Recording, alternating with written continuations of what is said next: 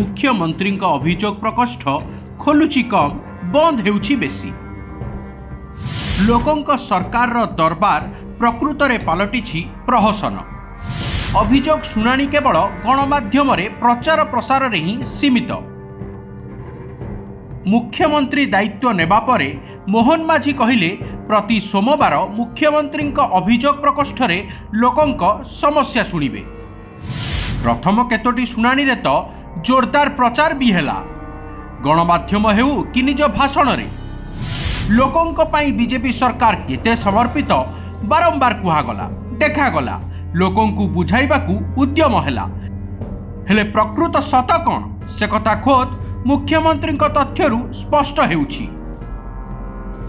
6 मासरे खोलिछि 5 थर। गत 6 मास मध्यरे मात्र 5 थर खोलिछि मुख्यमंत्री अभियोग प्रकोष्ठ।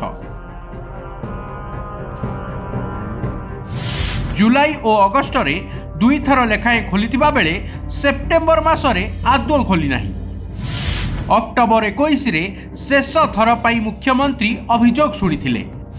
नवेम्बर रे भी संपूर्ण बंद रहिला। मुख्यमंत्री कार्यव्यस्तता जोगु 13टी सोमवार अभियोग शुणाणी बंद रही। जुलाई 25 रु मिलिथिबा अभियोग भितरु मात्र 1/3 अभियोग फैसला होईछि।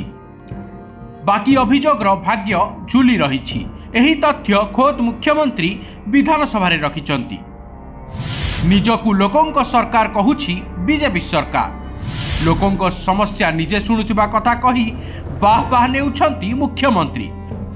हेले प्रकृत रे केमिति चालिछि मुख्यमंत्री अभियोग शुणाणी से कथा तथ्यरू स्पष्ट जना पड़ुछि। बीजेपी रो देखाइबा दांत और खाइबा दांत केते लोके ताहा पूछि सारिलेनी।